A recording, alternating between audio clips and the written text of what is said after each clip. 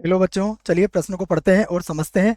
वह छोटे से छोटा पूर्णांक ज्ञात कीजिए जिसको 28 तथा 32 द्वारा विभाजन के पश्चात शेषफल 8 तथा 12 प्राप्त होता हो। अर्थात हमें एक छोटा सा पूर्णांक ज्ञात करना है जो जिसे अगर 28 से भाग दिया जाए तो शेषफल हमें 8 मिले, और यदि 32 से भाग दिया जाए तो शेषफल हमें 12 प्राप्त हो।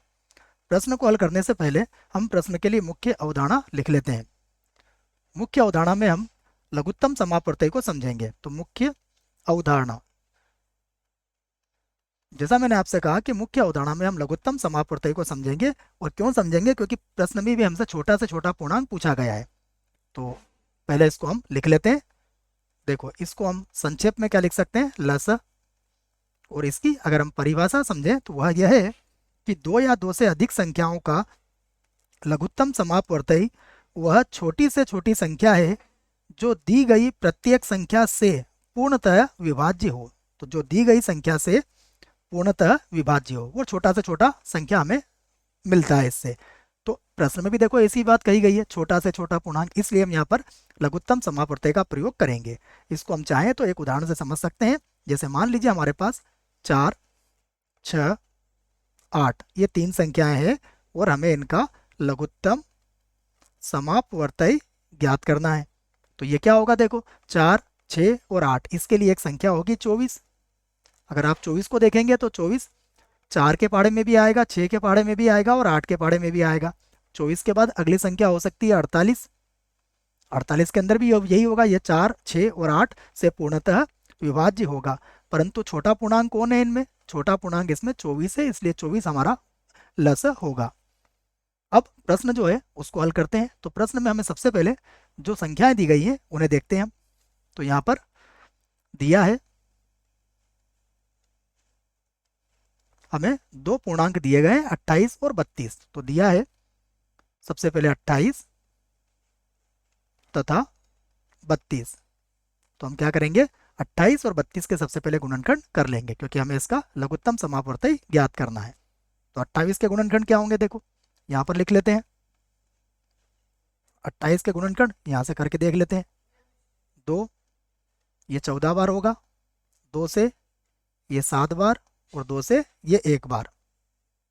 और 32 के भी गुणनखंड यहाँ पर हम कर लेते हैं। तो 32 के गुणनखंड में पहले 2 का भाग लगाएंगे, तो ये 16 बार। फिर 2 से भाग लगाएंगे तो ये 8 बार। फिर 2 से भाग लगाएंगे तो ये 4 बार। फिर 2 से भाग लगाएंगे तो ये होगा 2 बार, और 2 से भाग लगाएंगे तो 1 बार। तो मैं इसी बात को यहाँ पर लिख देता हूँ। सबसे पहले 28, तो ये लिखा मैंने 28। और 28 के गुणनखंड कितने आए? देखो, 28 के गुणनखंड यहाँ पर ये 7 नहीं लिखा है क्या बच्चों? यहाँ पर गलती से 2 लिख दिया है शायद। तो इसको दोबारा देख लीजिए आप। 7 का पढ़ा 1 बार बोले, गलती से 2 बोला है तो उसके लिए माफी चाहूंगा। ये 7 से भाग लगेगा ना, 2 से 28 14 बार, 2 से 14 7 बार, और 7 से 7 1 बार। तो क्या हो जाएगा? ये हो जाएगा 2 की घात 2, और गुणा में कितना आ जाएगा? 7। उसके बाद यहाँ लिखेंगे 32। और देखिए 32 के लिए 2 की घातांक कितना हो जाएगा? 2 की घातांक हो जाएगा 5। अब हम इसका लघुत्तम समापवर्तय ज्ञात कर लेते हैं। तो हम लिख देंगे LCM 28 कॉमा 32 का। तो यहाँ पर 2 की घात 3 है, 2 की घात 5 है, तो सबसे पहले 2 की घात 5 आ जाएगा, और गुणा यहाँ आ जाएगा 7। तो 2 की घात 5 ये कितना हो जाएगा? 32, गुणा में कितना आ जाएगा? 7। तो इसको हल कर लेते हैं। तो 14 के 4 हो जाएगा ये, और 21 और 1 22 हो जाएगा। तो ये कितना हो गया? 224 हो गया। तो 224 वह संख्या है, वह छोटा से छोटा पूर्णांक है जो 28 और 32 इन दोनों से पूर्णतः भाज्य होगा। परंतु अब हमें यह देखना है कि यदि हम इसको 28 से भाग लगाएं तो शेषफल कितना बचे? 8 मिले।